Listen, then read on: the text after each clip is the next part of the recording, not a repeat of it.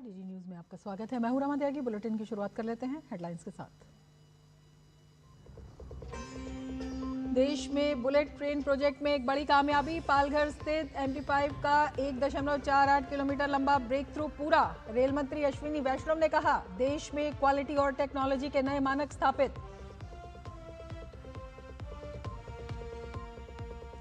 देश में इलेक्ट्रॉनिक्स विनिर्माण को मजबूत करने की दिशा में बड़ा कदम। इलेक्ट्रॉनिक्स और सूचना प्रौद्योगिकी मंत्रालय ने इलेक्ट्रॉनिक्स कंपोनेंट्स मैन्युफैक्चरिंग स्कीम के तहत लगभग 41,800 करोड़ रुपए निवेश वाले 22 नए प्रस्तावों को दी मंजूरी। विदेश मंत्री एस जयशंकर ने एक बार फिर पाकिस्तान प्रायोजित आतंकवाद पर बोला हमला। कहा, कुछ देश जानबूझकर आतंकवाद को रखे हुए हैं जारी। कहा, हमें अपने लोगों को आतंकवाद से बचाने का है अधिकार। बांग्लादेश में हिंदुओं के खिलाफ नहीं रुक रहा हिंसा का दौर। शरीयतपुर जिले में भीड़ ने हिंदू व्यापारी को किया आग के हवाले। अमेरिकी सांसद सुहास सुब्रमण्यम ने यूनुस सरकार पर उठाए सवाल।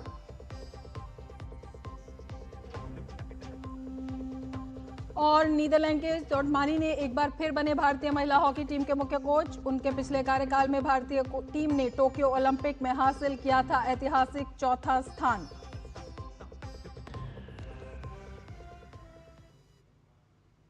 और अब विस्तार से समाचार। भारतीय रेलवे के इतिहास में एक नया अध्याय जुड़ गया है। बुलेट ट्रेन प्रोजेक्ट में एक बड़ी कामयाबी हासिल हुई है। मुंबई अहमदाबाद बुलेट ट्रेन परियोजना में एक और बड़ा मील का पत्थर हासिल किया गया। रेल मंत्री अश्विनी वैष्णव आज रेल भवन से पालघर में आयोजित high speed tunnel breakthrough कार्यक्रम में वर्चुअली शामिल हुए। 508 किलोमीटर लंबे हाई स्पीड रेल कॉरिडोर में एक और बड़ी प्रगति दर्ज की गई। 27.4 किलोमीटर सुरंग निर्माण में से 21 किलोमीटर भूमिगत और 6.4 किलोमीटर सतही सुरंग का काम जारी है। महाराष्ट्र में कुल 7 पर्वतीय सुरंगों में पालघर स्थित MT5 का 1.48 किलोमीटर लंबा ब्रेक थ्रू पूरा हुआ है, जो इस श्रृंखला की सबसे लंबी सुरंग है। इससे पहले ठाणे BKC के बीच लगभग 5 किलोमीटर की पहली भूमिगत सुरंग सितंबर 2025 में पूरी हुई थी।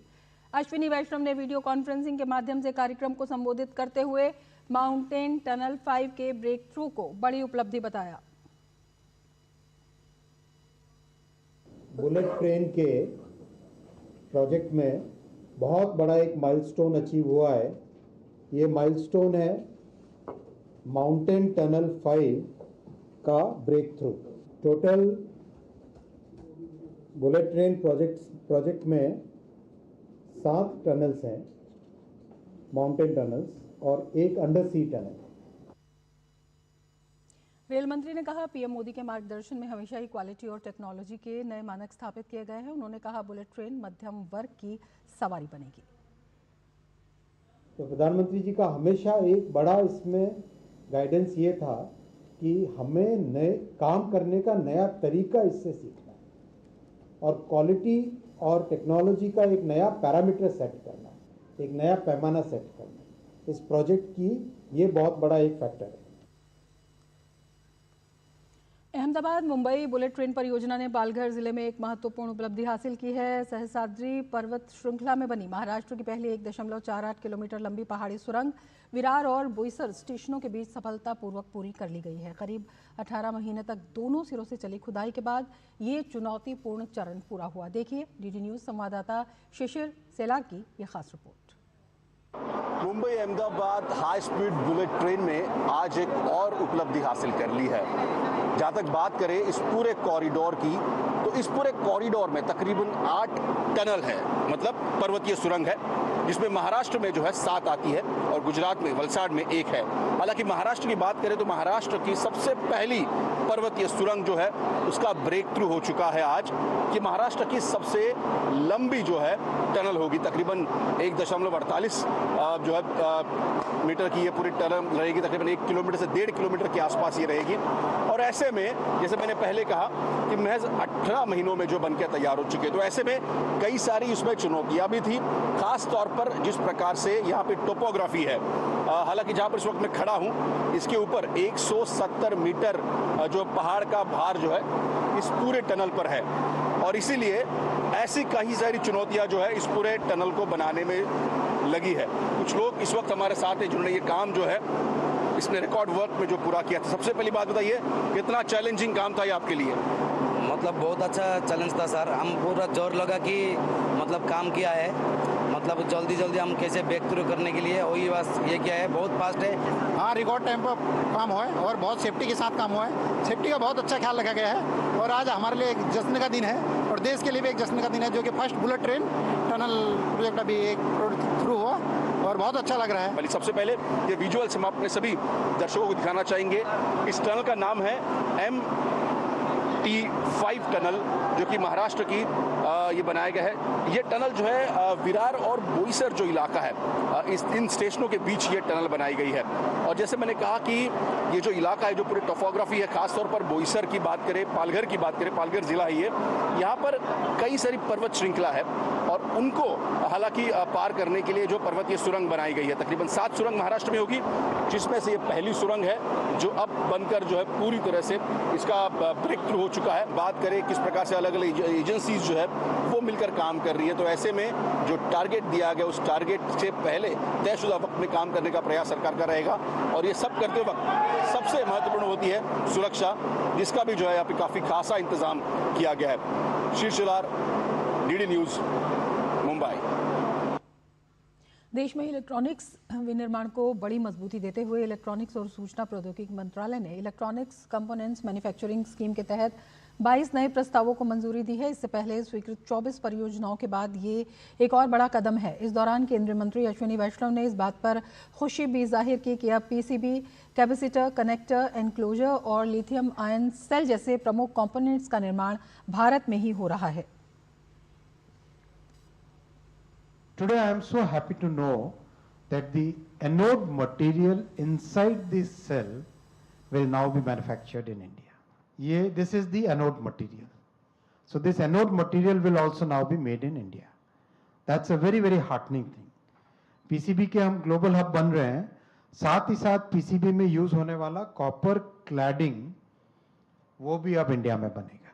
That is another way of understanding कैसे हमारी supply chain deepen हो रही है.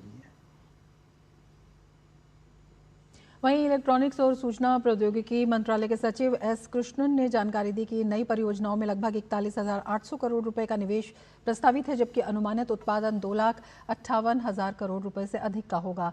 इनसे करीब 34,000 प्रत्यक्ष रोजगार के अवसर सृजित होंगे। We've got totally, as I said, 22 investments with a total investment of 41,863 crore, which are receiving their approval letters under the ECMS program today. In terms of distribution across the country, there are 8 states which are covered. There are 3 in Tamil Nadu, 4 in Karnataka, 3 in Andhra Pradesh, 4 in Maharashtra, 1 in Madhya Pradesh, 1 in Rajasthan, 3 in Haryana, and 3 in Uttar Pradesh. Of the total investment of 41,863 crore, we expect a total output eventually of 2,58,152 crore and an employment of 33,791 persons. और bulletin में फिलहाल लेते हैं एक break. आप देखते रहिए DD news.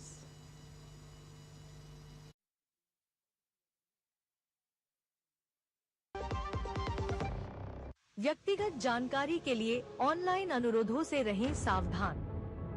कुछ भी जानकारी देने से पहले जरूर सोचें। कोई भी वैधानिक कंपनी फोन या इंटरनेट पर आपसे निजी जानकारी कभी भी नहीं मांगती, इसलिए ऐसे कॉल या ईमेल आने पर अपनी जानकारी देने से पहले समझदारी दिखाएं और सावधानी बरतें।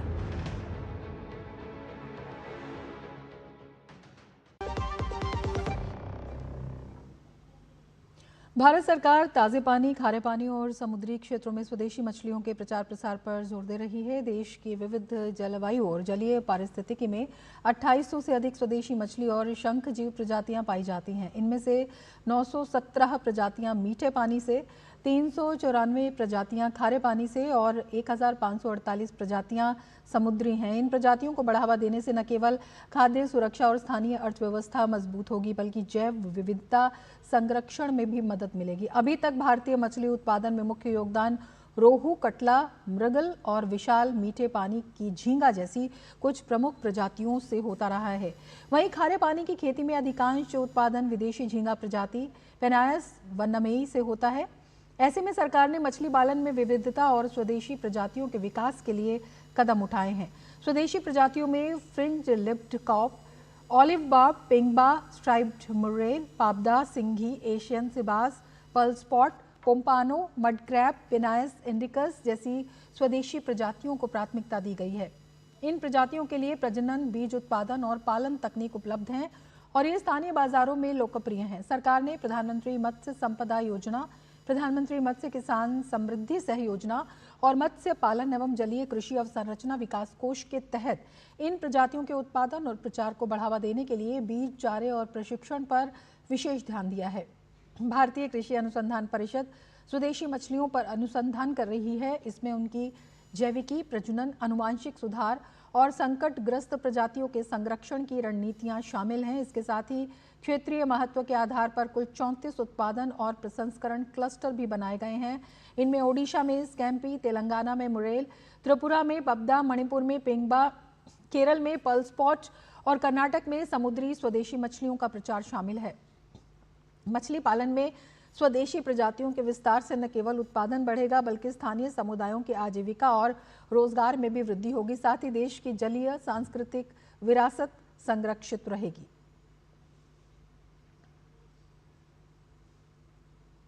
केंद्रीय स्वास्थ्य मंत्री जेपी नड्डा ने नई दिल्ली में इंडियन फार्माकोपिया 2026 को जारी किया। ये इंडियन फार्माकोपिया का 10वां संस्करण है। इस मौके पर केंद्रीय स्वास्थ्य मंत्री जेपी नड्डा ने कहा कि भारत की ड्रग रेगुलेटरी सिस्टम काफ़ी मजबूत है और विश्व स्तरीय है। उन्होंने कहा, ड्रग रेगुलेशन को लेकर सरकार ने कई कदम उठाए हैं। इंडियन फार्माकोपिया भारत की जन स्वास्थ्य की आकांक्षा का प्रतीक है। इंडियन फार्माकोपिया 2026 में टीबी उन्मूलन, एनीमिया मुक्त भारत के संकल्प को भी समाहित किया गया है। जो हमारे एडवांसेस हैं टेक्नोलॉजी के, उसको भी ध्यान में रखते हुए और जो भारत का जो रोल, एक्सपैंडिंग रोल है दुनिया में, उन सब चीज़ों को ध्यान में रखते हुए, ग्लोबल सप्लाई चेन को भी हम ध्यान में रखते हुए, ये फार्माकोपिया कमीशन के जो ये 10th एडिशन है, इसने इन सब चीज़ों को इनकॉर्पोरेट करने का काम किया है। इसके लिए मैं विशेष करके आपको बधाई देना चाहता हूँ। ये जो नए मोनोग्राफ्स हैं, इसका बहुत सीधा लाभ भारत को जो मिलने वाला है, वो जो हमारा नेशनल ट्यूबरकुलोसिस एलिमिनेशन प्रोग्राम है, उसमें यह बहुत वरदान सिद्ध होने वाला है। कर्नाटक से बड़ी खबर है, जहां बेल्लारी में बैनर फाड़ने के विवाद में बीजेपी विधायक जनार्दन रेड्डी के खिलाफ एफआईआर दर्ज की गई है। विधायक पर केस दर्ज होने पर बीजेपी ने कांग्रेस सरकार के खिलाफ मोर्चा खोल दिया है। विपक्ष के नेता चलावड़ी नारायण स्वामी ने आरोप लगाया है कि जनार्दन रेड्डी को जानबूझकर निशाना बनाया जा रहा है, लिहाजा बीजेपी ने इस मामले की जांच की मांग की है। बीजेपी का ये भी आरोप है कि ये घटना सुनियोजित थी। आपको बता दें, वाल्मीकि प्रतिमा अनावरण कार्यक्रम से पहले पोस्टर, बैनर लगाए जा रहे थे। इस बीच बीजेपी विधायक जनार्दन रेड्डी और कांग्रेस विधायक भरत रेड्डी के समर्थकों के बीच बैनर लगाने को लेकर झड़प हो गई और इसी दौरान एक शख्स की जान चली गई। तभी से ये विवाद गहरा गया। गवर्नमेंट टारगेटेड ये है, स्पॉन्सर्ड है, क्योंकि कांग्रेस एमएलए और कांग्रेस लीडरों की ये गैंग आके अभी फायर किया। फायर में टारगेट तो जनार्दन रेड्डी थे, मगर वो मिस फायर होके तो आपकी कार्यकर्ता अभी हत्या हो गया है। उसके वास्ते ये गवर्नमेंट इसका जिम्मेदारी लेना है। तुरंत एफआईआर एमएलए भरत रेड्डी के ऊपर होना चाहिए और उनकी साथी को अरेस्ट करना चाहिए। ये जाके सरकार क्या कर रहा है, जनार्दन रेड्डी को टारगेट कर रहा है, वो गलत है, क्योंकि ये इसमें वो नहीं है। कर्नाटक के बेल्लारी में बीजेपी विधायक जी जनार्दन रेड्डी के आवास के बाहर हुई हिंसक झड़प के बाद भाजपा ने कांग्रेस पर जमकर निशाना साधा है। कर्नाटक विधानसभा में नेता प्रतिपक्ष आर अशोक ने इस घटना को विधायक की हत्या की पूर्व नियोजित साजिश बताया है। आर अशोक ने आरोप लगाया है कि जनार्दन रेड्डी के घर के परिसर में जबरन बैनर लगाए गए, जिसके बाद हालात बिगड़े। उन्होंने कहा, इस पूरे घटनाक्रम में जनार्दन रेड्डी की कोई गलती नहीं है। They started 2026 Gunda Raj from the Congress party openly fire and one person is dead. They targeted Janardhan Reddy to kill. But a small gap, he escaped. Otherwise, their Congress target is Janardhan Reddy. Because Janardhan Reddy Sri Ramulu is our leader, BJP leader in Ballari district. They have to finish, then politically the gain will come to Congress party. Karnataka की सिद्धारमैया सरकार की ओर से कराए गए एक आधिकारिक सर्वेक्षण में ईवीएम को लेकर चौंकाने वाले आंकड़े सामने आए हैं। सर्वे के अनुसार राज्य की एक बड़ी आबादी चुनावी प्रक्रिया और वोटिंग मशीनों को पूरी तरह सटीक और भरोसेमंद मानती है। ये रिपोर्ट ऐसे समय में आई है जब कांग्रेस नेता राहुल गांधी लगातार ईवीएम की निष्पक्षता पर सवाल उठाते रहे हैं। राहुल गांधी के ईवीएम से वोट चोरी वाले दावों को कर्नाटक में उनकी अपनी ही सरकार ने फैक्ट चेक कर दिया। दरअसल कर्नाटक की सिद्धारमैया सरकार ने ईवीएम पर एक सर्वे पब्लिश कराया है। इस सर्वे से पता लगता है कि ज्यादातर लोगों का मानना है कि भारत में चुनाव स्वतंत्र और निष्पक्ष होते हैं, जबकि ईवीएम पर लोगों का भरोसा बढ़ा है। सर्वे में करीब 83% लोगों ने ईवीएम पर अपना भरोसा दिखाया है। भाजपा ने इस सर्वेक्षण को राहुल गांधी के वोट चोरी के आरोपों के खिलाफ एक बड़ा झटका बताया है। मध्य प्रदेश के भागीरथपुरा इलाके में दूषित पानी पीने से हुई कई लोगों की मौत और बीमार पड़ने के मामले में राष्ट्रीय मानवाधिकार आयोग ने स्वतः संज्ञान लिया है। खबरों के अनुसार स्थानीय लोग कई दिनों से दूषित पानी की आपूर्ति की शिकायत कर रहे थे, लेकिन अधिकारियों ने इसके खिलाफ कोई कार्रवाई नहीं की। आयोग के मुताबिक अगर मीडिया रिपोर्ट में कही गई बातें सही हैं तो इससे पीड़ितों के मानवाधिकारों के गंभीर उल्लंघन का ये मुद्दा बनता है। इसीलिए आयोग ने मध्य प्रदेश सरकार के मुख्य सचिव को नोटिस जारी कर 2 सप्ताह के अंदर इस मामले पर विस्तृत रिपोर्ट देने के लिए कहा है। मीडिया रिपोर्ट्स के मुताबिक इलाके में पीने का पानी पहुंचाने वाली मुख्य पाइपलाइन एक सार्वजनिक शौचालय के नीचे से गुजरती है, जिसमें रिसाव होने की वजह से सीवेज का पानी पीने के पानी में मिल गया था। इसके अलावा इलाके में कई जल वितरण लाइनें भी टूटी हुई थी, जिसकी वजह से दूषित पानी घरों तक पहुंच रहा था। भाजपा ने पश्चिम बंगाल में बिगड़ती कानून व्यवस्था को लेकर मुख्यमंत्री ममता बनर्जी पर तीखा हमला बोला है। भाजपा का कहना है कि पश्चिम बंगाल में कानून व्यवस्था की स्थिति चिंताजनक है और राज्य सरकार पूरी तरह से विफल हो गई है। भाजपा के प्रवक्ता गौरव भाटिया ने प्रेस कॉन्फ्रेंस कर आरोप लगाया कि राज्य में जंगल राज जैसे हालात हैं और कानून व्यवस्था पूरी तरह से ध्वस्त हो चुकी है। गौरव भाटिया ने कहा कि जंगल राज पश्चिम बंगाल जैसा होता है। जंगल राज पूरे पश्चिम बंगाल में ममता बनर्जी के तत्वाधान में फल फूल रहा है। कानून व्यवस्था ध्वस्त है, ममता बनर्जी मस्त है और दुर्भाग्यपूर्ण है, चिंतित करने वाली बात है। भारत के नागरिक और पश्चिम बंगाल के हमारे भाई बहन सब व्यथित हैं। भाजपा ने घुसपैठ को देश की सुरक्षा के लिए बड़ा मुद्दा बताया है। गौरव भाटिया ने कहा कि ममता बनर्जी घुसपैठियों को संरक्षण देती है और राष्ट्रीय सुरक्षा के साथ समझौता कर रही हैं। उन्होंने आरोप लगाया कि ममता बनर्जी वोट लूट और भ्रष्टाचार की राजनीति करती हैं और वसूली उनकी पहचान बन गई है। जहां वोट रोहिंग्या देंगे, भारतीय नागरिक को डराया जाएगा अगर वो हिंदू होगा, वो चुनाव लड़ना चाहता है तो उसको नॉमिनेशन नहीं फाइल करने देंगे। तो ये चिंताजनक भी है और भारतीय जनता पार्टी पुरजोर तरीके से इस तरह के मनमानी करना और कानून को ध्वस्त करके राजनीति करना, इसका विरोध करेगी। पश्चिम बंगाल में टीएमसी का चुनाव आयोग को बदनाम करने की साजिश लगातार जारी है। कभी मतदाताओं के नाम कटवाने की फर्जी खबर फैलाकर लोगों को गुमराह कर रहे हैं, तो कभी चुनाव आयोग द्वारा दिव्यांग और बीमार मतदाताओं को परेशान करने का आरोप लगाकर पूरे राज्य में अव्यवस्था फैलाना चाहते हैं।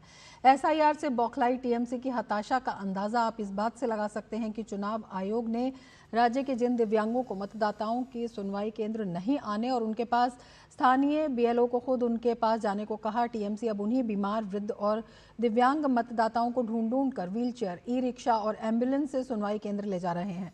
जाहिर है इन लोगों को सुनवाई केंद्र ले जाने वाले टीएमसी के कार्यकर्ता हैं। उनके गले में ममता बनर्जी और अभिषेक बनर्जी की तस्वीरों वाले पहचान पत्र लटके हुए हैं।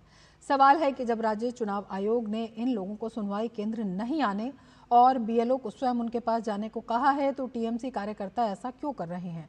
सुनवाई केंद्र आने वाले कई मतदाताओं ने कहा कि टीएमसी समर्थक बीएलओ उन्हें सुनवाई केंद्र आने के लिए विवश कर रहे हैं। उन्हें बीएलओ की तरफ से होम विजिट की कोई जानकारी नहीं दी जा रही है। खबर सामने आने के बाद निर्वाचन अधिकारी मनोज कुमार अग्रवाल ने चेतावनी दी है कि यदि होम विजिट की जानकारी नहीं दी गई तो संबंधित बीएलओ पर कार्रवाई होगी। स्पष्ट है बुजुर्गों को इस परेशानी में डालकर तृणमूल चुनाव आयोग की आलोचना भी कर रहे हैं। साथ ही चुनाव आयोग पर बुजुर्गों, बीमारों और दिव्यांगों को परेशान करने का आरोप भी लगा रहे हैं। बुलेटिन में फिलहाल लेते हैं एक ब्रेक। आप बने रहिए डीडी न्यूज के साथ। व्यक्तिगत जानकारी के लिए ऑनलाइन अनुरोधों से रहें सावधान। कुछ भी जानकारी देने से पहले जरूर सोचें। कोई भी वैधानिक कंपनी फोन या इंटरनेट पर आपसे निजी जानकारी कभी भी नहीं मांगती। इसलिए ऐसे कॉल या ईमेल आने पर अपनी जानकारी देने से पहले समझदारी दिखाएं और सावधानी बरतें।